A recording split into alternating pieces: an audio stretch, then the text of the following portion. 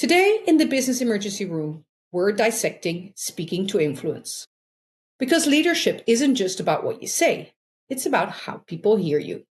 My guest, Dr. Laura Sicola, author, cognitive linguist, and host of the Speaking to Influence podcast, joins me to unpack how top leaders use their voice to drive action, not just grab attention.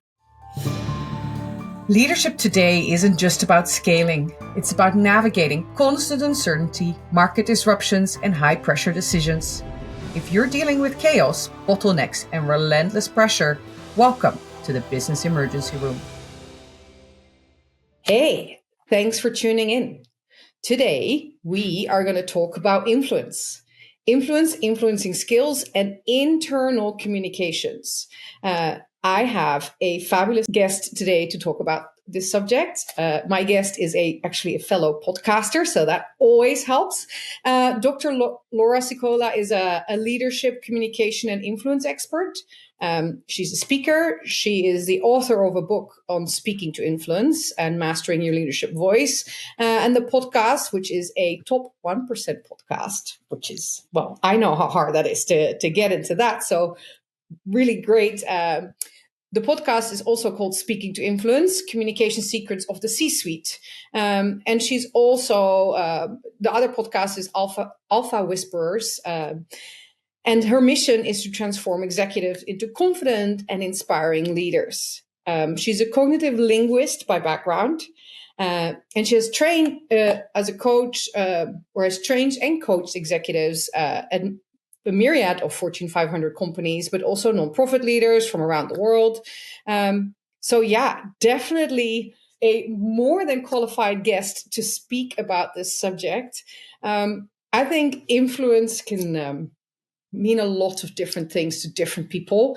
I think we don't need to sell anybody on the idea of communications being a topic that forever needs work as a leader. So can you tell us, Laura, what is your definition of influence in business or as a leader? How does it show up? Where does it matter? What do you really talk about when you talk about influence and internal communication? First, Maartje, thank you so much for inviting me to be on the show. I'm excited to dig into this with you here in the Business Emergency Room, of course. To me, influence in leadership in particular, it's a long game. It's not just about, can I make somebody do what I need them to do right now? And that's where people need to shift their focus and shift their intention so that when you're having those conversations, it's not, you can't just, we talk about authenticity and people like to say, well, that's just how I feel. I have to be authentic. I have to be myself and speak my truth. But that's from the verbal grenade side of things. That's it. I want to tell you now exactly what I'm thinking. Leadership is about having the finesse to express what you need them to understand, but framing it in a way that they can hear it, receive it, even if they don't like it. They don't resent you for it. They still can perceive you as a leader who is trustworthy, who's well-intended, who's strategic, who's intentional, and who has their best interest at heart too, not just their own, meaning it has my best interest, not just the leader's own best interest. It's not self-interested. So when you can frame the communication with the intent of building that long-term relationship, building that rapport, building that strength and the culture of trust and integrity in the organization, that's where influence is really, that's where it's rooted. Okay, so I'm hearing it's not manipulation. No, it's the opposite. And it's not about getting better at manipulating. Nope. It's about a cultural shift that really feeds then, I guess, empowerment. Is that the word? I think empowerment is certainly a part of it, because a good leader should not just be looking to use everyone around him or her to make him or herself look better. That's not leadership. That's Well, that's a lot of things, frankly, and we'll just stay away from all of those labels. But the idea, yes, is how a good leader helps all of their people to succeed. Because when everyone succeeds in their individual tasks, the organization succeeds as a whole. The whole is greater than the sum of the parts, for sure. And the leader should see that and be driven by it. Yeah, so it's. I hear you talk about culture, so it's around sharing and communicating in a way that people really start to tap into their own abilities and strengths and contribute from there, rather than maybe operate as an extension of the leader, right? Right. You're not there as just the leader's assistant. Yes. So if we, what I also hear you say or kind of imply is that this takes time. Yes. Yeah, that this is about and just like with trust, right? Sometimes you might have it and it's yours to lose. Sometimes you don't have it, regardless of who you are, because of what existed before, and so it's yours to build up. Unfortunately, most of us who are listening to this podcast, they're in this space, are in high-paced environments.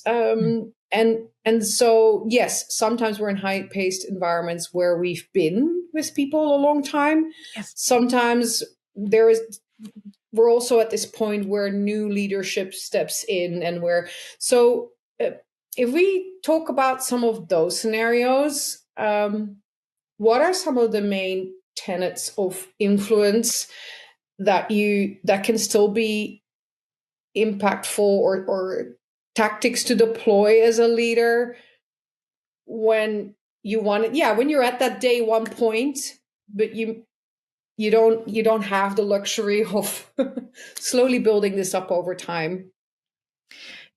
Well, I think it's both, and in that, on the one hand, you do have to think about what can continue to build over time, and there's the need to start quickly and to gain and establish trust fast.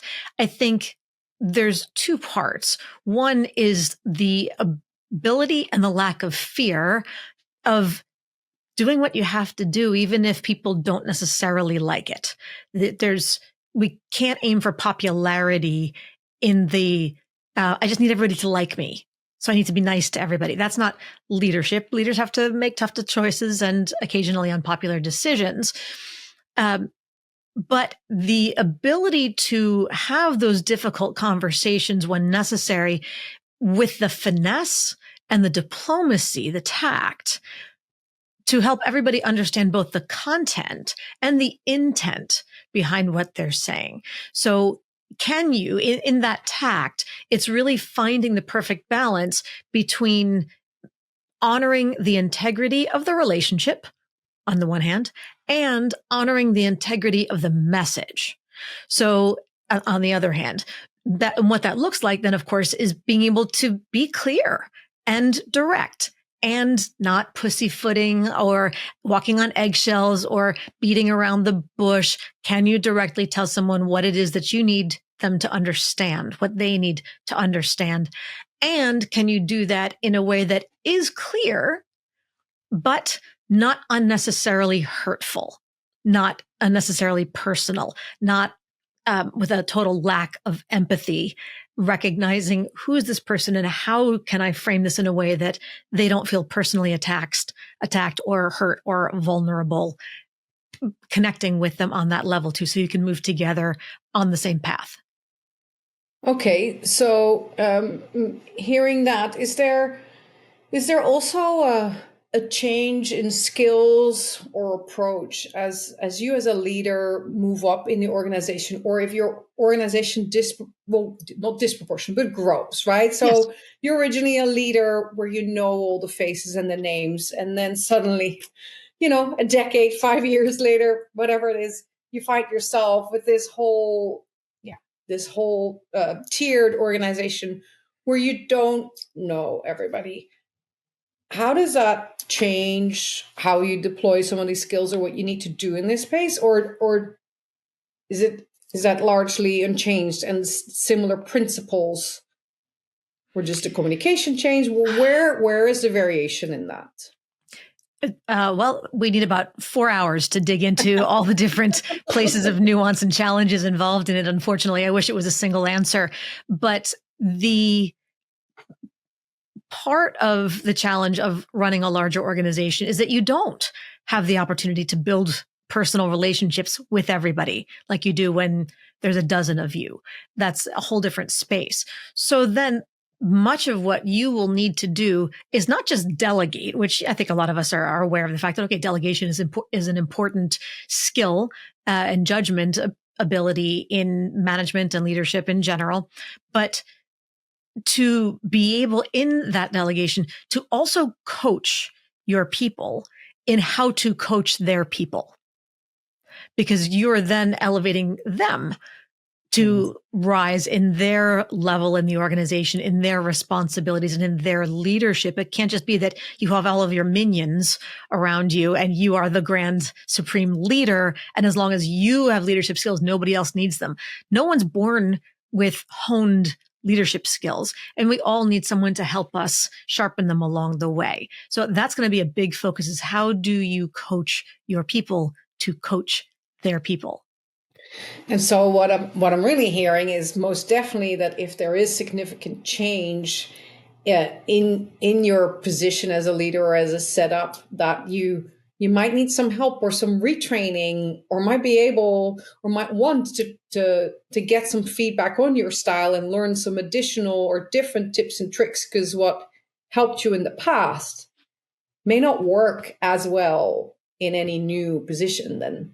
Correct. Very much like what Marshall Goldsmith said in his book, What Got You Here Won't Get You There. That's not just about skills. That's also about communication styles. And some of it will transfer, but some of it will need to adapt as you go. You can't, as an individual contributor, especially if you're not a particularly social person, you prefer to just sit behind your desk and camera off and just do your work that you're really good at, submit it, et cetera, and not have to engage too much with people. The more people you lead, the more they need to see you, because you represent them. You are their voice in higher level spaces where they do not have access and cannot speak for themselves, cannot advocate for themselves.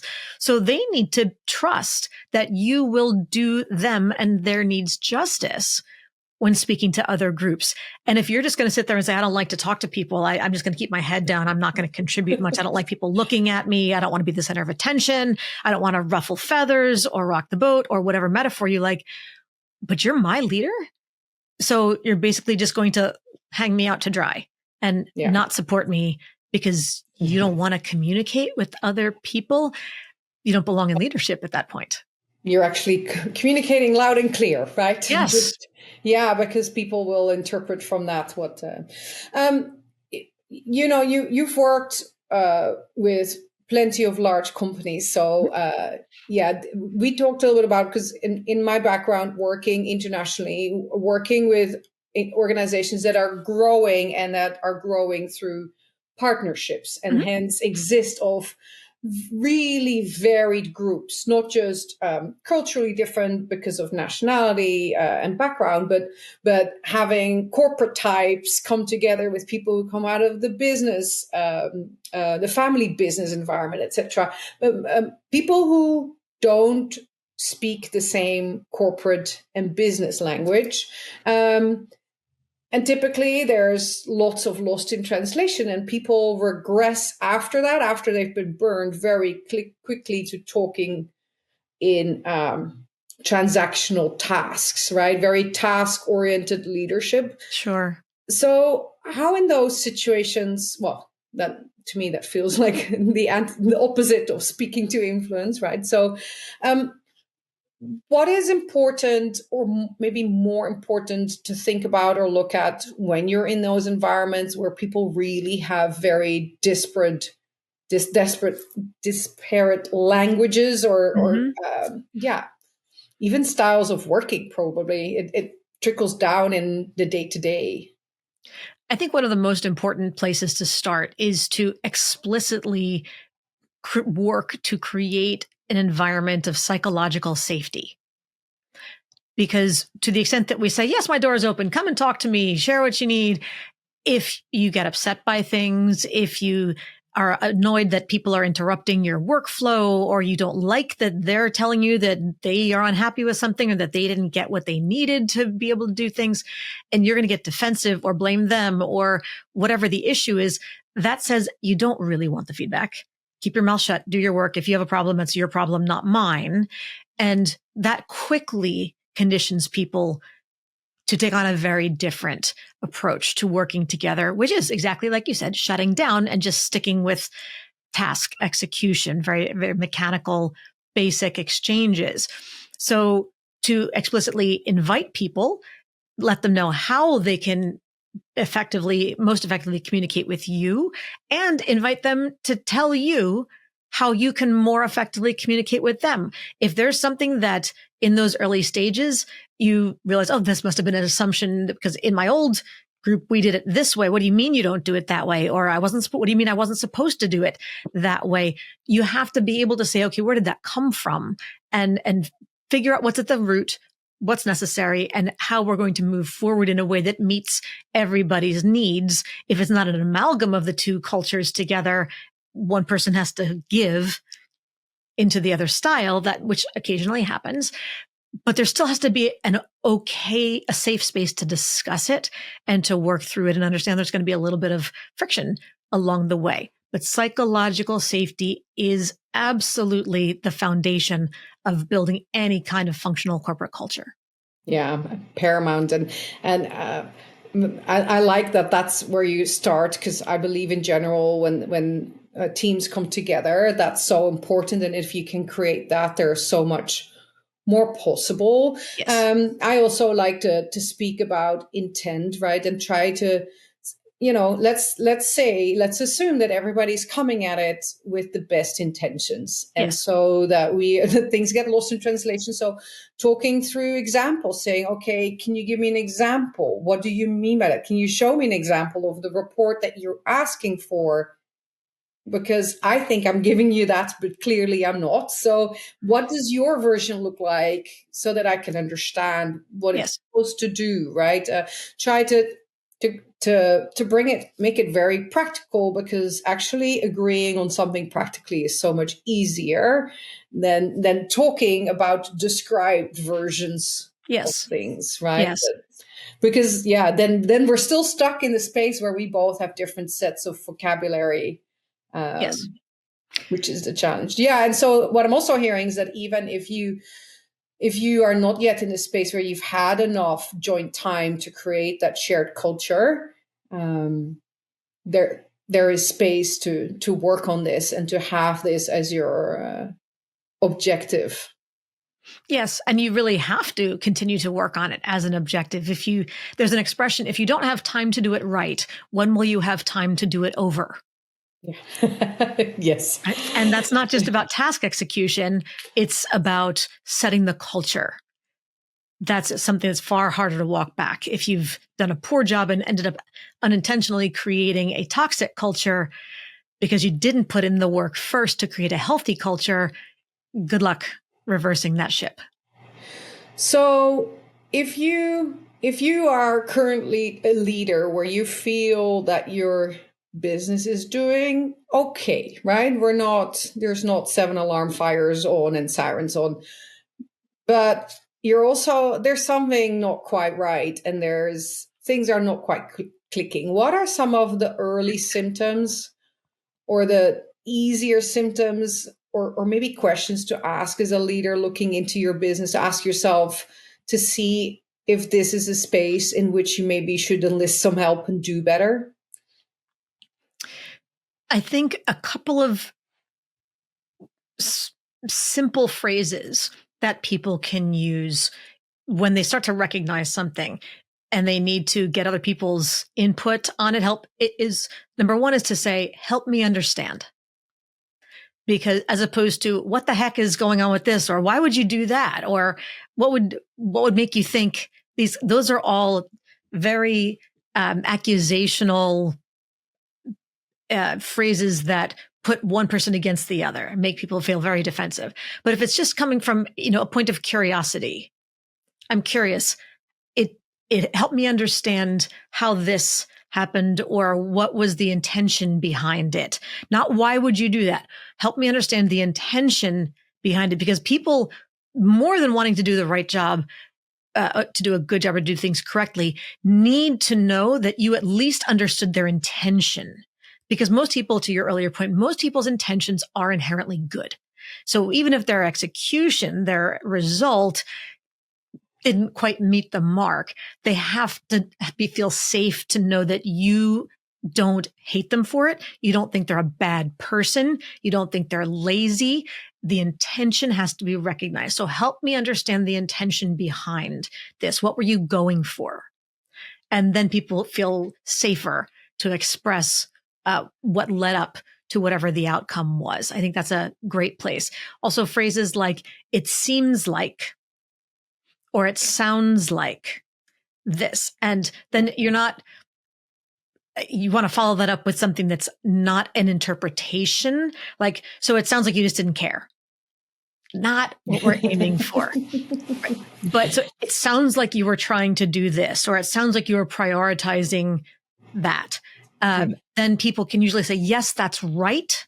In which case we have established a successful communication, or it's a chance for them to correct the record and say, actually, no, that's not what I meant. What I was saying is this.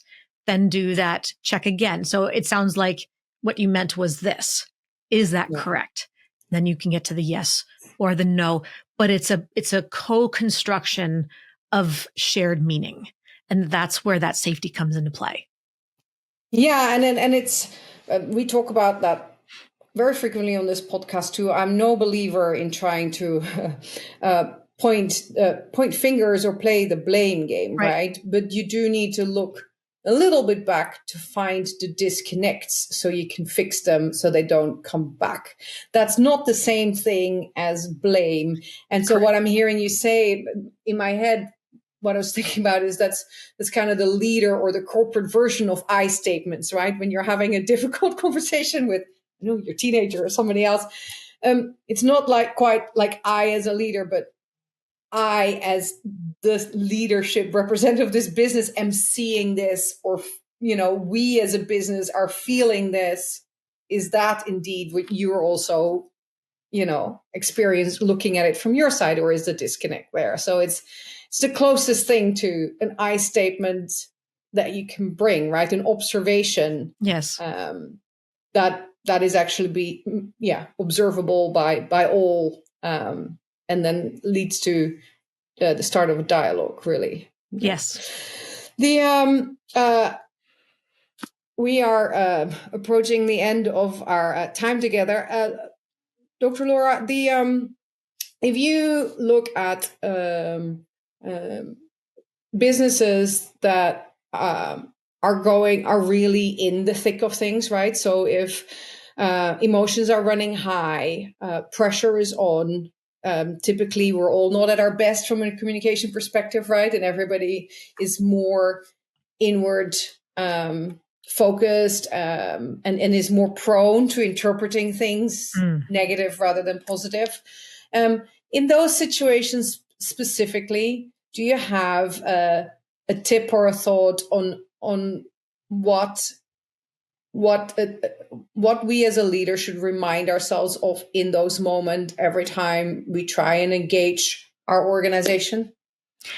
Are you asking specifically when I myself realize that I'm in one of those moods, I'm under this kind of stress, I've had this family health crisis or whatever's going on, versus when something's going on and the whole organization is under stress and pressure for something? I'm thinking of what's the sticky note we should all put on our computer, the corner of our computer, in times of, moments when we are overloaded and our organization too. A quick sticky note to remind ourselves and say, hey, think about this before you communicate, maybe. Well, that's a pretty good one right there. Just think before you speak. Take a breath. Pause and breathe is a really good one, because when we are when there's a lot of stress going on, high pressure, deadlines, all those kinds of things, and you know that you are feeling more stressed, more tense than usual, it's very easy to be hair trigger, knee jerk, and just reacting things. You hear something and the response comes out, the emotion flies out, the words come out a little sharper than necessary, perhaps. And it may feel right in the moment because that's the fire you're feeling inside. But 20 minutes later, after you've had a chance to kind of cool down and sit with it, you go, I'm going to have to fix that. Yeah, I probably could have handled that better. And that's not where we want to be. Now, if you do, then don't wait. Go handle it as soon as possible. Apologize to the person, send a note to the team, whatever it was, acknowledge. Call a spade a spade. You know, I think a lot of mistake that people make is the fear that if they acknowledge that they were inappropriately sharp or unnecessarily blunt or not empathetic with something or not diplomatic, whatever it was, that they made a mistake, they did something suboptimal, that it's somehow going to lessen their status in the eyes of their team, to show like, what I mean, I can't tell them that I wasn't perfect, that I think there was a problem. That'll make me look weak. Trust me, whether or not you acknowledge it, they know that you are not perfect. They know. It's not like they didn't realize that you said something really clumsily or rudely or whatever else. Everybody else is totally aware of it. The only thing they don't know is if you are aware of it. So there's a distinction that I really like. I heard it 20 years ago. The distinction between humiliation and humility is that humiliation destroys dignity, strips away dignity, but humility restores it. So when you've flown off the handle and you were rude to somebody and you kind of embarrassed them in public and thus you embarrassed yourself in public and whatever, you humiliated not them, you humiliated yourself. And that's what you took yourself down a couple pegs in the esteem in the eyes of everyone else. So for you to step in and own it and say, I apologize for that. It was inappropriate. I should have handled that differently, blah, blah, blah. Everyone else says, thank you for noticing it, for acknowledging it. I'm glad to know that you as my leader have the emotional intelligence and the controlled ego to not be afraid to admit it. And that makes me trust you more. So It's counterintuitive, that kind of humility, not object. Oh my gosh, I'm so sorry, I made a mistake, but own it from the heart. Yeah. Be sincere, be straightforward, and commit to doing better moving forward. That's where you're going to lead by example and build the team. For sure. And I remember once where I was with a new team and I came in as an interim lead and had communicated things in a way I hadn't necessarily flown over the handle, but differently had made some major mistakes in the way I communicated something. And I went back on that. And actually somebody in the team within 2 hours was in my office and said, actually, because you did that, I now have the courage to come and speak to you. I told you this morning that our recommendation is this and this and this. And then I found something else out and I found that we made a major mistake in our work. And I need to give you a different recommendation based on what I found. Yes. And he said to me, I would not have told you that if this wouldn't have happened this afternoon. Yes. Because he said, I don't know you. And I was afraid that you would think I wasn't good at my job, right? Yes, exactly. And in succession planning, Maartje, that's frequently when I come in, when there's somebody who's a VP wants to be SVP, SVP wants to be EVP or C whatever O, that there's that next level of confidence in humility and that ability to build the relationships, the strength, the solidarity, to have that finesse. It's no longer about chiseling. It's not about sanding. Now it's about polishing cloth and the awareness that, that's really necessary to do that. That's where I'm able to come in very often and help people make that last 1% shift to show that they're not just qualified for that senior leadership position, but they're ready. And that makes all the difference.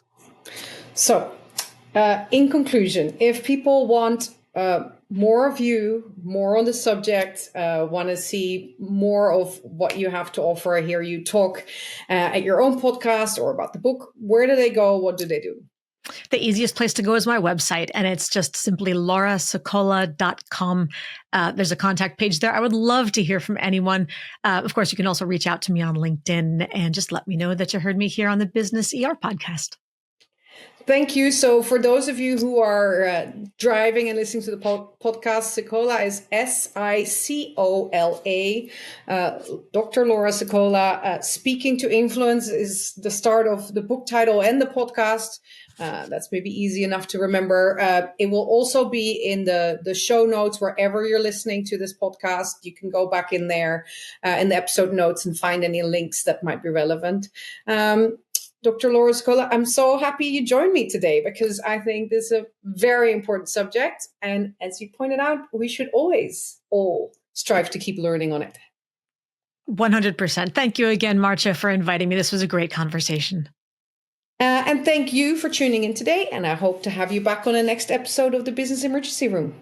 Bye for now. That's it for this episode of the Business Emergency Room. If you are currently dealing with chaos or disruption in your business, please reach out. You can email, text, or call, and I will find a way to connect with you within 24 hours. I've helped others steer out of the storm, and I know I can help you too. Talk soon. Please like, subscribe, and share.